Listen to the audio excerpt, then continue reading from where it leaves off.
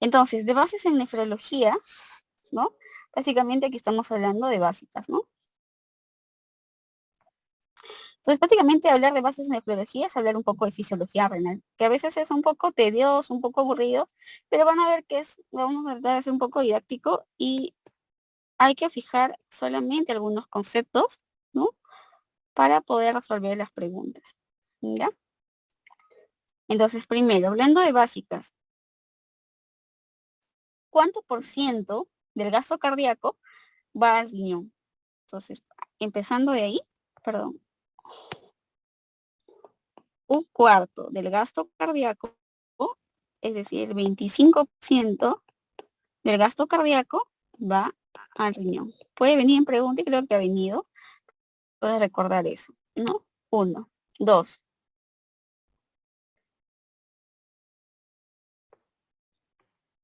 En básicas es importante también hablar de agua corporal total. Entonces, como sabemos, una de las funciones más importantes del riñón, y creo que la más importante, ¿no? Es la regulación hidroelectrolítica, así como ácido base. Entonces, tenemos que conocer nosotros cuánto es el porcentaje normal de agua corporal total. El agua corporal total normal en realidad va a variar, ¿no? Si es varón, si es mujer anciana, si es varón anciano, etcétera. Pero en términos generales, el agua corporal total equivale al 60%, de los cuales 40% pertenece al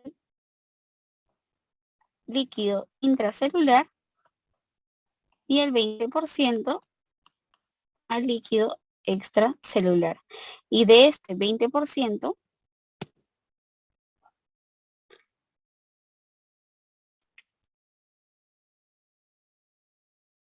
y de este 20%, 3/4 se van al intersticio y solamente un cuarto a nivel plasmático.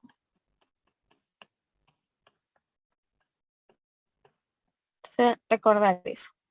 Ahora, otra cosa que tenemos que recordar en básicas es, como les mencionaba, los conceptos de fisiología renal. Entonces, prácticamente fisiología renal, vamos a hablar de partes del riñón y las funciones de cada una, ¿no?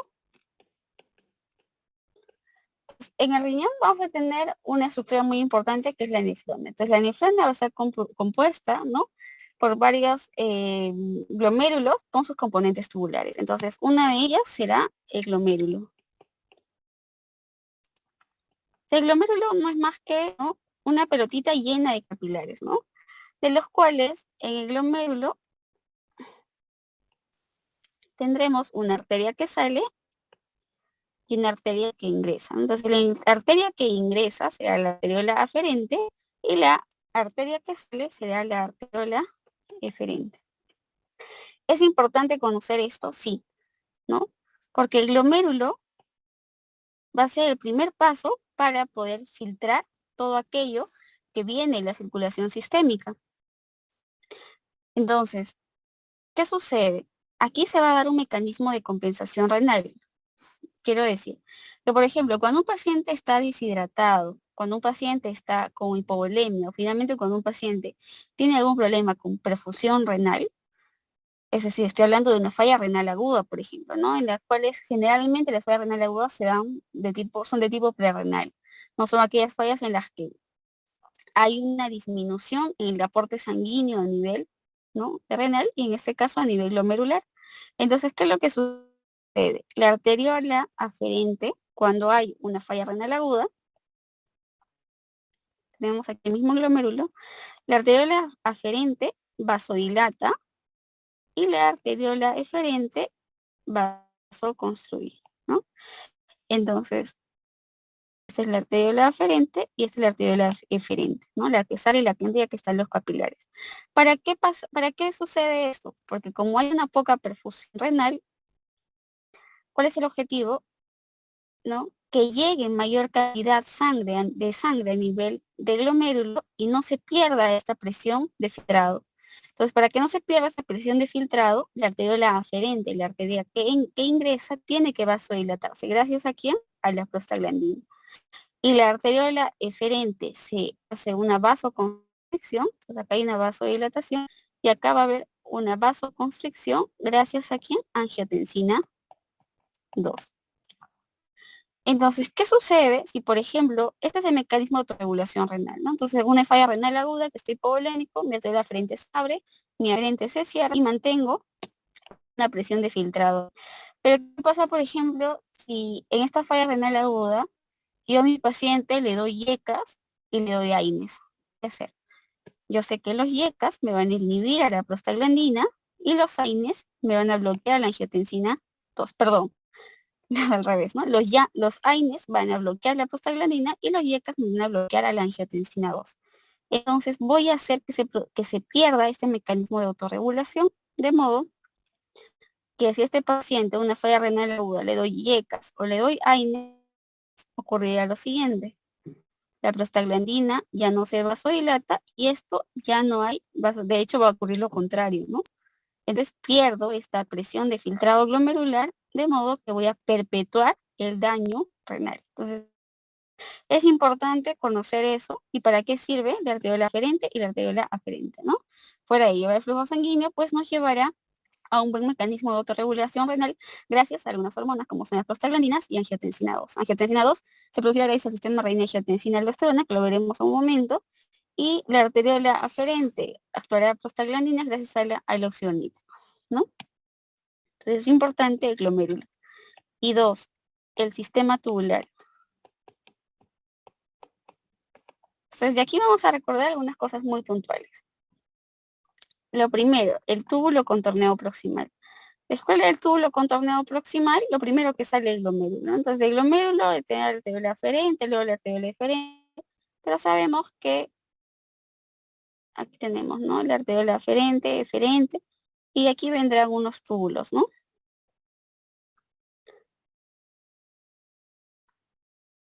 Ya. Entonces, este será mi túbulo contorneado proximal, lo más cerca al glomérulo. Luego tendremos al asa de Henle con su porción descendente delgada y esta es la porción gruesa, ¿no? Ascendente delgada y ascendente gruesa. Aquí viene el túbulo contorneado distal, distal porque está más lejos del glomérulo y finalmente al túbulo colector, quien me va a formar finalmente la orina, ¿no? Entonces, ¿qué es lo importante del túbulo contorneado proximal? Aquí se va a producir la reabsorción del 85% del filtrado glomerular. Eso es lo más importante. Entonces, si ustedes les hablan de túbulo contorneado proximal, es igual a reabsorción. ¿De cuánto? El 85% del filtrado glomerular. Si hablamos específicamente de algunos componentes, acordarse de lo siguiente.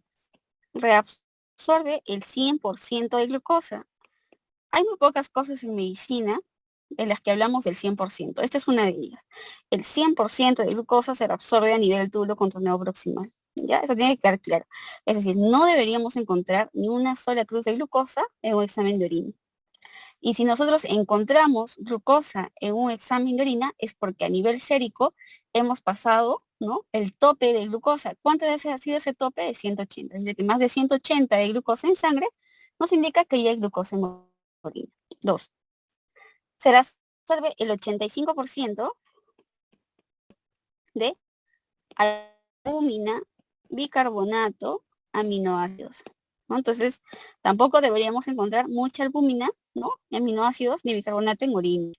Si nosotros encontramos albúmina, encontramos, si es cierto, hasta 30 miligramos en 24 horas. Es lo normal, ¿no? Lo que decimos normalalbuminuria. Pero de 30 a 300 es una microalbuminuria. Y más de 300 ya hablamos de una macroalbuminuria. Y, bueno, un 60%, ¿no? 60, 40% de los iones restantes, ¿no? Es decir, de sodio, potasio, ¿no?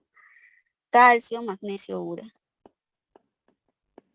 Entonces, recordar, de túbulo contorneado proximal, 85% del filtrado glomerular se reabsorbe en el túbulo contorneado proximal. 100% de la glucosa, 85% de albúmina. Recordar sobre todo eso, ¿no? Entonces, si todo se va a absorber ahí. Quiere decir que si en un caso clínico les viene, ¿no?, que un paciente, ¿no?, ¿no?, de 50 años, que un examen de orina vemos glucosa positivo, proteínas positivo, además, ¿no?, mayor cantidad de sodio, potasio en orina. Entonces, ¿a qué nivel estaría el daño a nivel tubular. Entonces, si yo estoy encontrando glucosa y estoy encontrando albúmina, sobre todo glucosa, que la otra me dije, no podía haber porque se reabsorbe a nivel del túbulo contenido proximal, el daño está a nivel del túbulo contenido proximal. Entonces, eso, para eso sirve, ¿no? Luego tenemos asa de Henle. De asa de Henle, asociarlo con furosemida, ¿no? Porque en el asa de Henle va a haber una bomba muy importante denominada sodio, potasio, 2-cloro, que es donde actúa la furosemida. Si bloquea esta bomba, no se le absorbe ninguno de estos, de modo que si no reabsorbe el cloro de sodio, jala agua y de paso que pierde potasio, ¿no? Entonces, de paso que pierde potasio, entonces, así también es uno de los diuréticos que va a producir hipocalemia, ¿no? Por eso utilizamos el hipercalemia. Asa de Henle, el otro es túbulo contorneado distal, donde está la bomba sodio-cloro, donde hemos mencionado que funcionan las tiacidas, produciendo hiponatremia. ¿Por qué? Porque actúa en esta bomba sodio-cloro, ¿no? Entonces esta baja el sodio. Y de túbulo colector, recordar 4 cosas de túbulo colector. Aquí van a actuar 2 hormonas importantes. Uno, antidiurética. ¿Mediante qué? Mediante las acuaporinas para resolver agua. Aldosterona también actúa acá. Entonces aquí actúa antidiurética, aldosterona, y acá hay 2 células importantes, las células principales y las células intercaladas. Por ahí vi una pregunta, ¿no? ¿A qué nivel se encuentran las células intercaladas? A nivel túbulo colector. Pero como ya vino esa pregunta, podría venir. ¿A qué nivel se encuentran las células principales? A nivel túbulo colector. ¿Dónde actúa la aldosterona? En el túbulo colector. ¿Dónde actúa la antidiurética? En el túbulo colector, ¿no? Entonces es importante. Y por cierto, ¿dónde actúa la acetazolamida? La acetazolamida es un medicamento que se utiliza en el mal de altura, ¿no? Lo que hace es hace que pierda bicarbonato, ¿no? Entonces, a nivel de qué enzima y dónde actúa la acetazolamida, a este nivel, ¿no? A nivel del túbulo contorneado proximal, ¿en qué enzima? En la anhidrasa carbónica, ¿no? ¿Quién era la enzima que catalizaba, ¿no? La reacción, ¿no? De la conversión en ácido carbónico y finalmente CO2 y agua para que se pueda resolver agua, etc. Entonces, la acetazolamida es un diurético, ¿no? El cual nos va a ayudar a perder bicarbonato y que se utiliza en el mal de altura. ¿A qué nivel? El túbulo contorneado proximal. Ahora, otra cosa importante a recordar en básicas es hablar del sistema renina, angiotensina, aldosterona. El sistema renina, angiotensina, aldosterona prácticamente nos va a ayudar a los mecanismos de autorregulación. En este caso, renal. ¿Cómo? Como ya les había comentado aquí, ¿no? Vasoconstricción y vasodilatación, sobre todo vasoconstricción. Ahora, el sistema renina, angiotensina, aldosterona está formado por, uno, mácula densa. La mácula densa que está en el túbulo contorneado distal. Está formado también por las células mesangiales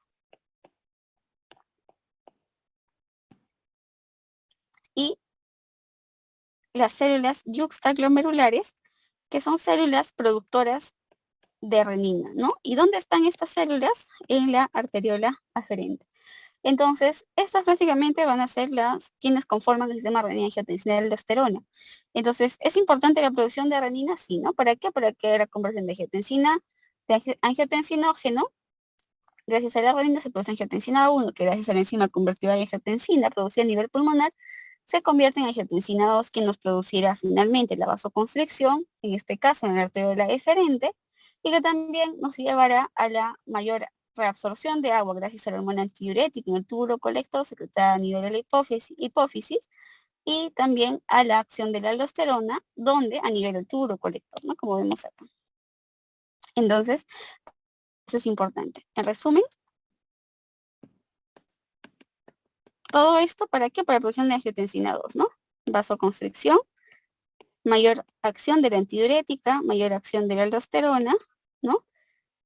¿No? Y finalmente, pues esa sería y la antidiurética prácticamente para que reabsorba agua, aldosterona para que reabsorba mayor cantidad de sodio y bueno, la vasoconstricción para mantener el volumen. Y algo más en básicas que bueno, debemos recordar y ya para pasar al tema de las preguntas, es el examen de orina. En un examen de orina vamos a encontrar algunos tipos de cilindros, ¿no? Entonces tenemos a los cilindros hemáticos. Si encontramos cilindros hemáticos, es daño glomerular. Si encontramos cilindros hialinos, hablamos de deshidratación. Si encontramos cilindros granulosos, hablamos de necrosis tubular aguda. Cilindros leucocitarios, infección. Doctora, ¿y si encuentro todos? Hay una patología que nos produce todo, que es el denominado sedimento telescopado. Les de lupus. En el lupus ustedes van a ver cilindros hemáticos, granulosos, hialinos, leucocitarios, leucocitos de más de 50, hematías de más de 50, etcétera. O sea, van a ver de todo. En realidad es un indicador de daño glomerular producido por lupus, ¿ya? Pero acuérdense de estos tipos de cilindros. Pasamos de las preguntas. Bueno, se nos ha adelantado un poco porque es tema de insuficiencia renal aguda. Si la excreción fraccional de sodio, nos dice, ¿no? Si la excreción fraccional de sodio es menor a 1, indica, entonces FeNA menor a 1, indica una ira de tipo prerenal. Si la excreción fraccional de sodio es mayor a 1, entonces FeNA mayor a 1, ira de tipo renal, licor renal aguda de tipo renal. ¿En qué segmento del nefrón se le realiza la mayor reabsorción de sodio? ¿Y qué hemos dicho? Reabsorción, todo lo que es reabsorción, túbulo contorneado proximal. ¿Qué tipos de cilindros están constituidos? Las proteínas de Tamm-Horsfall y se encuentran en gran cantidad después del ejercicio. Ya, creo que eso no lo expliqué. Las proteínas de Tamm-Horsfall en realidad son proteínas que van a ser restos de proteínas, o bueno, restos que se producen a nivel tubular. Son fisiológicas, ¿ya? ¿Y qué sucede? Como les mencionaba, lo normal de que tenemos que tener, o sea, de proteínas, ¿cuánto es lo normal de proteínas en una persona? Es hasta 150 miligramos por día, de los cuales yo les había comentado que hasta 30 miligramos puede ser albúmina, ¿no? Porque hemos visto que la albúmina se reabsorbe solamente, bueno, se reabsorbe un 85%, ¿no? Pero lo demás podría reabsorberse o podría no reabsorberse y pasar esa membrana basal o finalmente el epitelio, ¿no? Esa barrera de filtración.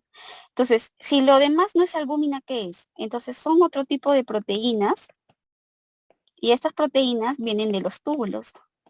A esas proteínas de los túbulos se denominan proteínas de Tamm-Horsfall. ¿Qué les quiero decir con esto?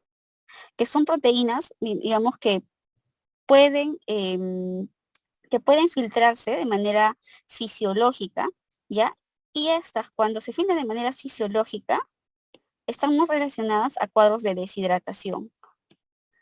Ok, doctora. Entonces, si me está hablando de deshidratación con proteínas de Tamm-Horsfall, me está hablando de qué tipo de cilindros hialinos. ¿Ya? Entonces, recordar eso. ¿A partir de qué estructura se desarrollan las células extraglomerulares?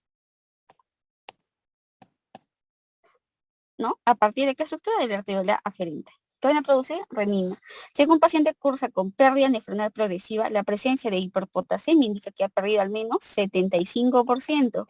Para que ya haya disminución, ¿no?, de la tasa de filtrado glomerular y aún así, por aún peor, hiperpotasemia, y hay una disminución de 75%, ¿no?, de daño renal. ¿Cuáles de los siguientes compuestos es el que tiene mayor facilidad para atravesar la membrana celular? Bueno, acá prácticamente está hablando de urea. Urea filtra libremente la membrana celular. La mayor parte de agua filtrada a través de los glomérulos renales es reabsorbida en todo lo que es reabsorción, todo lo que es reabsorción, túbulo contorneado proximal. ¿Cuáles de los siguientes indicadores expresan con mayor sensibilidad las variaciones cuantitativas de la filtración glomerular? Depuración de creatinina, ¿no? Entonces, este indicador es muy importante porque con ello vamos a poder ver, ¿no?, las variaciones en el filtrado glomerular. Para eso utilizamos la creatinina, ¿no? ¿Cuáles de los siguientes exámenes auxiliares puede usarse como control de daño renal en una campaña de salud extrahospitalaria? Lo más simple, ¿no? Un examen de orina. ¿Por qué, doctores? Porque un examen de orina, nosotros no necesariamente solamente vamos a ver la tasa de filtrado glomerular, pero con un examen de orina vamos a ver si hay daño renal. ¿Y cómo podemos saberlo? Si, por ejemplo, tenemos proteína 1 cruz, glucosa 1 cruz, y que no está funcionando el riñón, ¿no? O finalmente, signos de daño glomerular, como por ejemplo, cilindros hemáticos, ¿no? Varón de 50 años con insuficiencia renal aguda por shock hipovolémico prolongado, dice, ¿no? Shock hipovolémico prolongado. Según el examen de orina, ¿cuál hallazgo indicaría necrosis tubular aguda? Nos está hablando de qué tipo de cilindros podríamos encontrar. Un paciente que prácticamente ya ha hecho una necrosis tubular aguda, cilindros granulosos. ¿A qué nivel actúa la aldosterona? Túbulo colector.